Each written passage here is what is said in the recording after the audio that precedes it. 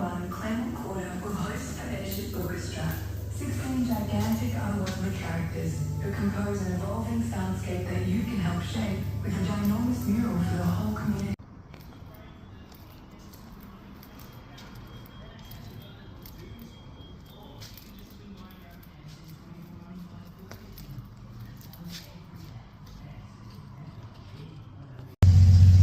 G'day, pretty cool day for me, working on one of my bucket list cars today. Had a nice guy come in and he was just doing a 350 holly swap to his taking off some triples that he was having trouble with. He sort of, wasn't right across sort of how to go about it, so I offered just to give him a hand and get it done. So yeah, we'll spin the camera around and check out this beautiful car. So this takes me right back to when we were teenagers. A really good mate of mine, Brett, had a beautiful EH with a really hot 192 in it. This one's also taken out to 192, and nice camshaft and some mods, nice yellow terra head, and yeah, just did the fit up on the Holly carb, made up a accelerator bracket, fuel lines. Pretty basic really, but yeah, really good fun and a beautiful car to work on.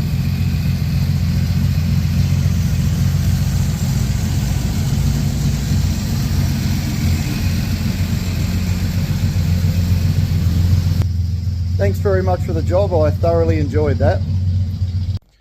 Morning, just getting into another day. Who doesn't love a small block Chev, eh? Got this one almost wrapped up. 383, all the good gear, just waiting on an oil pan and a set of valve covers, and then that one will get sealed up and sent on out.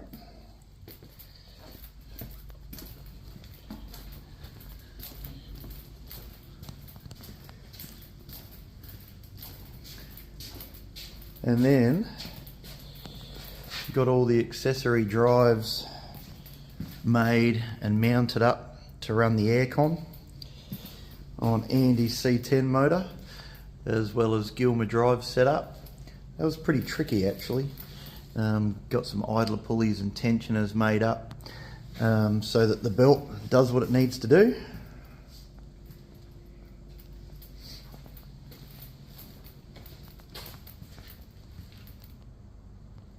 Anyway, bright and early here this morning, about to get everything open and keep on going.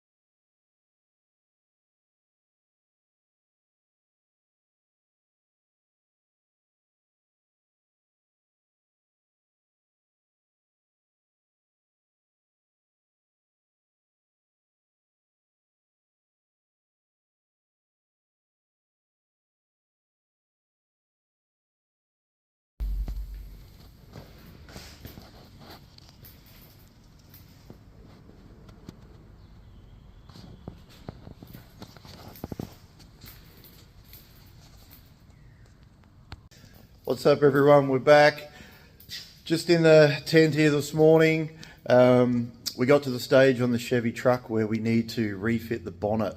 The gaps on the bonnet to fenders just really aren't up to scratch.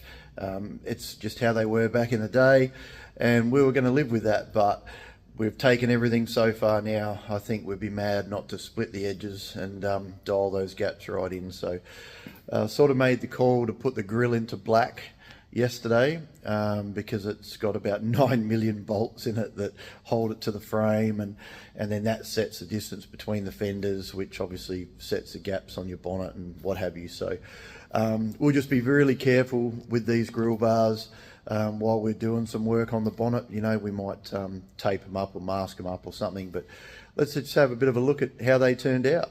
And bear in mind that these were pinhole destroyed, you know, 1948 parts. They've had a lot of work, but they look really good.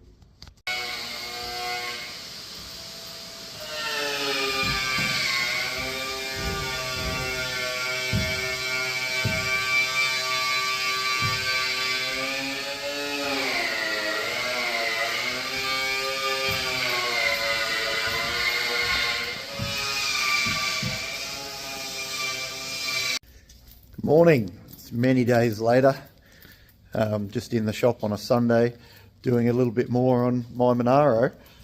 We worked on it yesterday, got some more stuff stripped off the front. I'll just show you what we've got going on.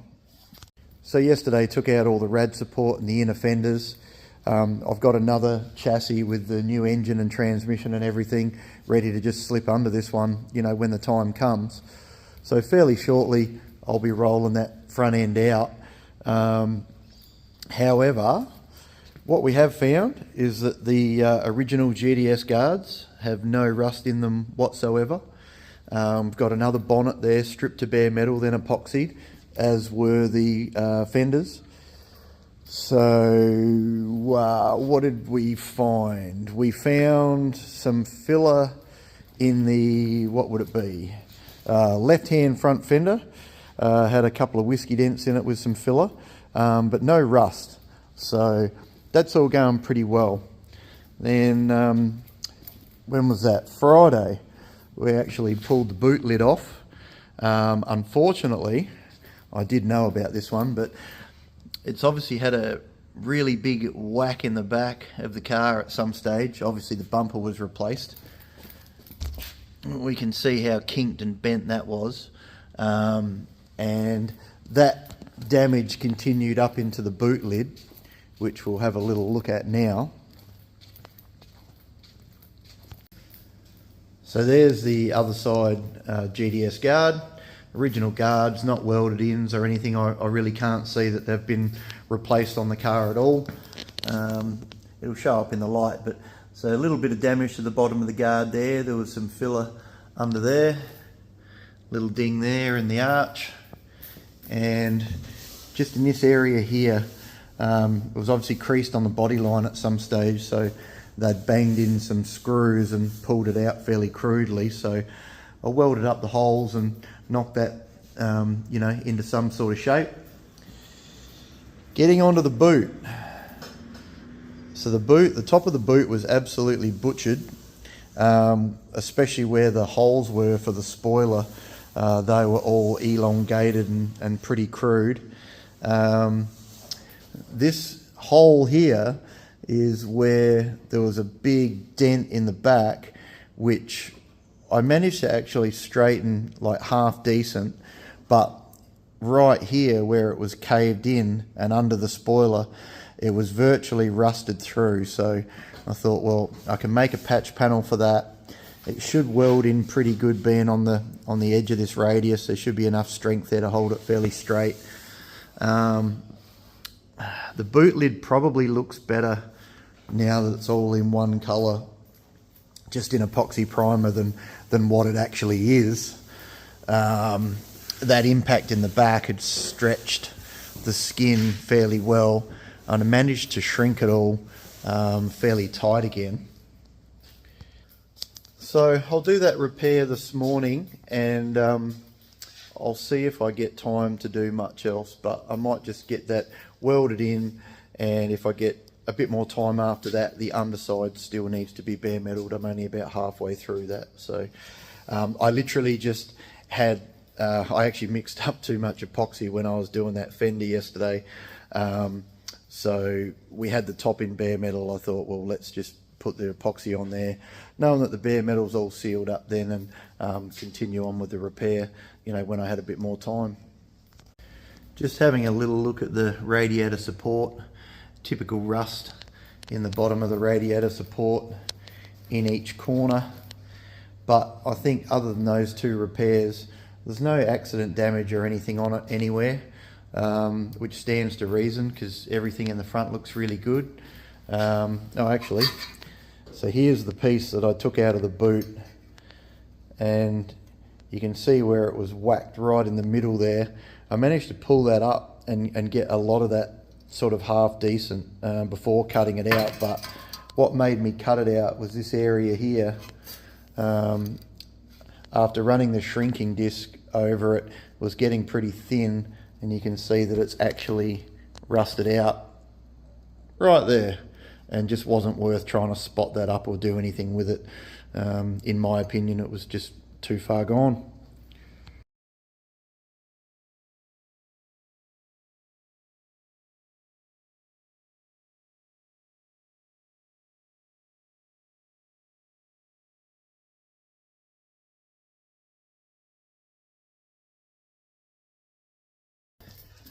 So the plan was just to work on the boot this morning, but I've just opened up that rad support, and you know, probably the best thing to do with any rust is just to open it up way further than like the affected area.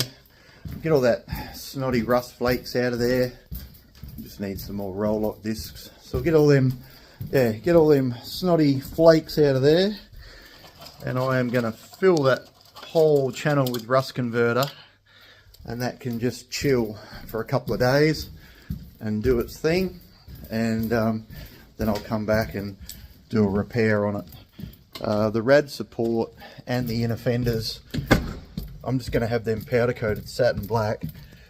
I'm not building a show car, I'm building a pretty much an original tribute car, or not tribute, I mean I'm restoring an original car as a restoration. I'm not trying to change things, not trying to hide things.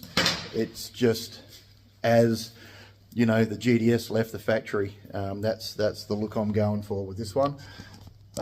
Mostly because I tend to get really carried away and spend tens of thousands of dollars and hide wiring and, you know, detail this and do that, and I don't want that with this. I want this GDS to come out of the shed all the time and have the absolute wheels driven off of it, and enjoy you know, being able to use the thing all the time. So it'll have a really nice paint job, really nice interior. I've done a really good engine and trans and everything for it, but this one's being built to drive. Alright, so as you can see, got both of those bad spots open right up. The rest of it's really solid. So took that way past where it wasn't solid. I'll take that outside now and give that a good blowout and absolutely fill that channel with rust converter. Alright, so we've got our rust converter absolutely soaked down in that channel. That's doing its thing really, really well. So it's going to leave that out here all day, and it can just chew in and do its magic. We use a Forge product for this one. It's basically just phosphoric acid, but I find that it works really well. Let me know if you've got any other better ways of doing it. I guess, you know, maybe the ultimate way would be to take that whole bottom section off, you know, sandblast it all out, weld through primer or, you know, KBS coatings or anything like that inside it, and then sort of weld it back up. But man, if it's lasted from 1975 in the shittest of conditions to still look this good, it's going to be fine once it's repaired.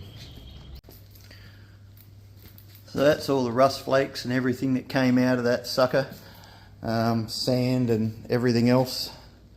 So yeah, it's not hard to understand why they rust out. Okay, so back to the job at hand, fixing up this one. So I might just throw the time lapse on now and do a bit of work.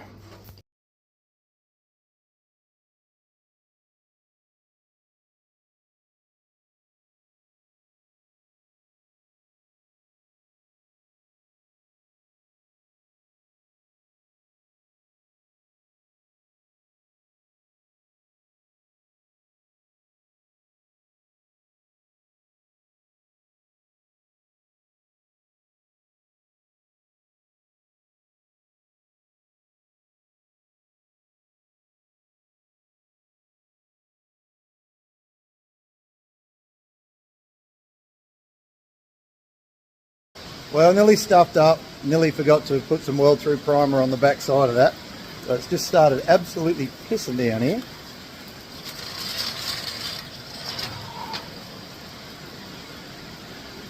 So we'll just get that out of the rain, and it can make a great big mess on my floor. Beautiful bit of rain here in West Australia.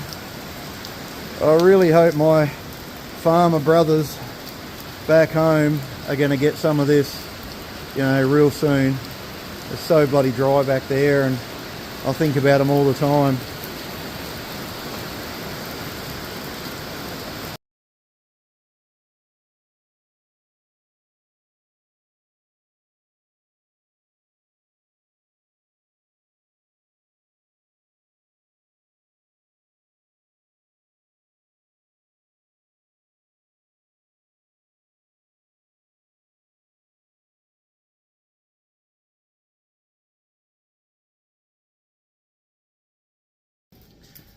Well, phone died there while I was working on that bloody boot lid. Probably a good thing it did, actually, because it was a pretty crap repair in the end. I knew I got no chance of getting a dolly underneath there.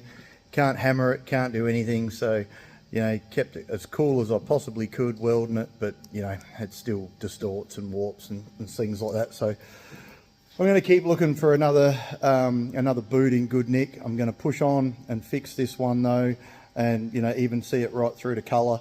But yeah, the hunt is definitely on for like a really good rust-free HQ/HJ boot. I had already been looking. All I can find is HX/HZ, which is a completely different shape. So anyway, I'll show you. It's in epoxy. It's just pretty embarrassing for me, you know, but hey, it is what it is. So that section's welded in there. It's really just at the ends of the welds where it sort of pulled a little bit, and it's a bit lower than what I wanted. I mean, it's not bad. Put it into some filler, get some filler in there, and it'll be okay. But I was trying to do, you know, the absolute best job I could on that, like I do with everything. But yeah, I knew I was going to be up against it. Probably if it wasn't the only one I've actually got, I would actually like to maybe even get a rusty one and pick the skin off of it and just see, you know, what it's like to repair just the skin. I mean, a proper panel beater might be laughing his ass off right now, but I have had success by putting them through the English wheel, by putting them through a planishing hammer, and then sort of reattaching. Whether or not I should have gone straight to that on this one, then I could have sandblasted the inner structure, epoxy primed all the inside. Probably, you know,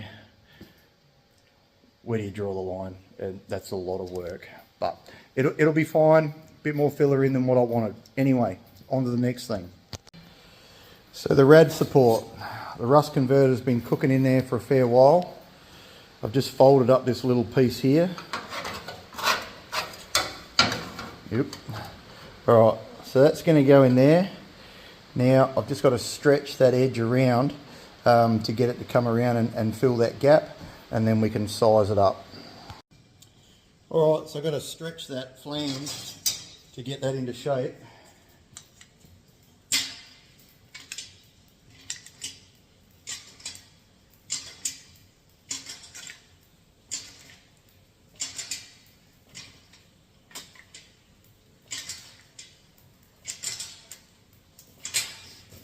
As you can see, it doesn't take long to get some shape.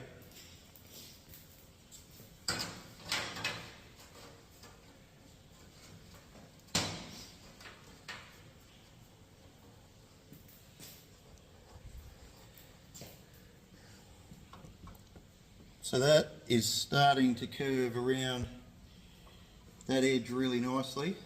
Just got to tighten it up a bit more at the end. So I'll just put some marks on that and do some more stretching. So as you can see, got that piece fitted up really nicely. Just drilled some holes for some spot welds along the bottom, and just sort of booger migging that in there now. Spot all that up and then grind it all down and make it look nice. Well, our repair on the front was great. That piece welded in and metal finished up really nice. However, there was some breakthroughs on the back side and I managed to spot up a couple of them, but this piece here was really crap. So we've cut that out as well, and now we've got to make a piece for the back side. Good morning. Beautiful morning here in West Australia. Sun hasn't quite come up yet. Just sort of getting to the shop and see what we're going to get into today. That's Monday now.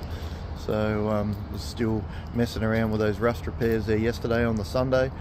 Wanted to get in this morning and get some filler put into that deck lid so I can stop thinking about it, to be honest. So let's get into it. All right, get some lights going. Now we can actually see a bit.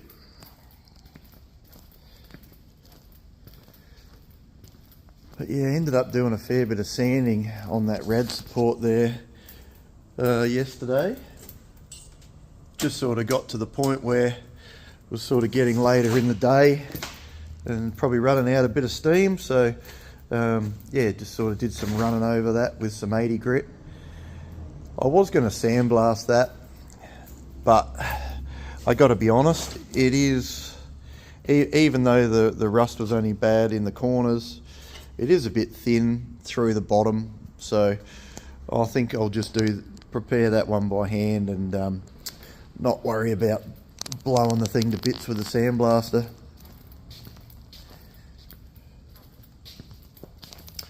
Anyway, time to get into it, and we'll get some filler wiped into that deck lid. G'day again. Well, it's been quite a few days actually since I've had a chance to take any video at all. In fact, it's the weekend again, so a whole week's flown by. We might just have a bit of a look at what sort of went on during the week. So I've actually been flat out back on Tyson's VN drag car. Managed to get all the fuel hoses all made up, plumbed out, fuel pressure reg mounted. Yesterday made up this coolant overflow tank that's going to run down the side of the frame there, down the side of the cage. Had to do some turnbuckle style hold downs to keep the radiator mounts from lifting off. And what else did we get up to? Heaps of lines and things like that, but we'll put it up in the air and have a quick look. So also managed to get all the axles put back in, the brakes, the rotors, made all the hard lines for the fuel lines, got all those mounted and ran up the chassis, mounted the transmission oil cooler up in the back here, did all the fuel lines, the hanging pumps in the tank, all the fuel lines for those are all done internally. Steel brake lines across the back of the diff, the flex line up to the dash 3 bulkhead there. I've just got to run a line forward for that. We got our tail shaft made by Final Drive, so that all happened. Now, earlier on in the video, I had worked on the boot lid for the Monaro. That is now in polyester primer. After some extensive bodywork and repairs, I must compliment Brendan once again on his work there. I did have a bit of trouble with the patch panel in the back of that. Just couldn't access it with a hammer and dolly and got a bit of distortion. But Brendan actually managed to dent pull 90% of that, so it needed very minimal filler. Then last night, after work, I got the radiator support all blacked out. That had some very extensive rust repairs down along the bottom where they all go. Also up around here, up around under the headlights was also all rusted out. So that's all repaired now and ready to set to the side. So yeah, as you can see, extremely busy during the days and also pushing into the afternoons and evenings. Today's mission is on the bench here. So working on the inner fenders now. Gave them a quick 80 grit yesterday. I want to go around and weld all these little holes up where the rubber mud flap section used to hang down. I'm not going to run those. Weld up the unused holes in the fender. I wasn't going to hide wiring on this, but I've decided to run the main harnesses up underneath the guards just to neaten things up. We've got some little holes here, couple of cracks on the edges. There's another little crack here somewhere. Yeah, there's a crack there as well. So sort all that out now. What else other than everything? We'll head up into the engine room and check one of those jobs out. Actually, before we go up, I do want to get that Chevy grille put together today as well. Got a little bit distracted with the Monaro as it was coming apart, so got to get that grille back in that Chevy truck today. Okay, here we are in the engine room. So this one here is not going to be everybody's cup of tea. However, I've done an LS1 dressed up as a Ford with some Ford rocker covers, a vintage style air cleaner. I've actually got another element coming for that, a 4-inch element and a bigger drop base, because I want the air cleaner to come down and basically hide most of this throttle body setup. This is actually going in a Holden chassis, so it's a bit of a hybrid that we'll be putting a 1958 F100 body on. So yeah, it's just something a bit different. I just wanted to do it. I do like stirring up the Ford people. Anyhow, everything's sort of open and ready to go now for a busy Saturday. So gonna head downstairs, fire the little MIG up and start spot welding up all those holes on those inner fenders. The goal today is to bare metal the other fender, give them a couple of rounds of deoxidine because they've got some fairly heavy pitting, mostly on the underside that you don't see anyway. So we'll get them sorted out and hopefully get them epoxied at the very least today. So a long weekend here in Western Australia.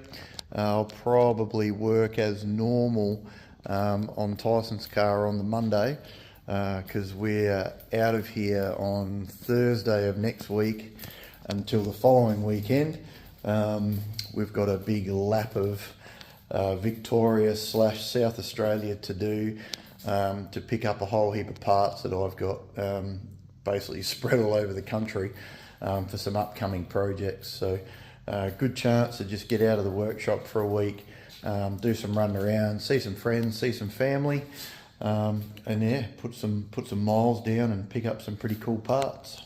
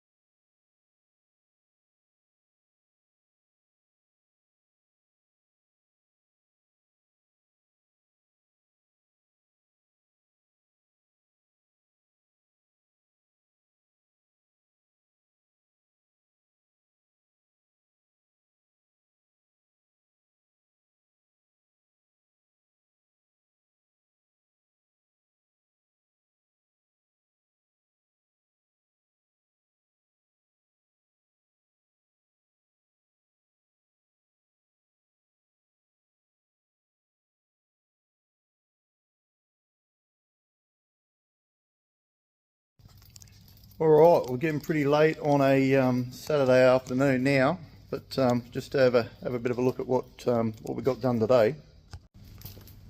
So that Chevy truck grill is fully assembled now, ready to put in the front of the truck, which is awesome. That did take about an hour and a half to build that all back up. And had young Tyler in, he was doing a whole heap of sanding and metal prep work. 2 secs, so we'll just get things open. So managed to get that inner fender, that's been epoxied, and now there's 3 coats of 2K primer on that because I want to block out this inner part. That'll all get painted nice and shiny gloss black, so I want that part to look really nice.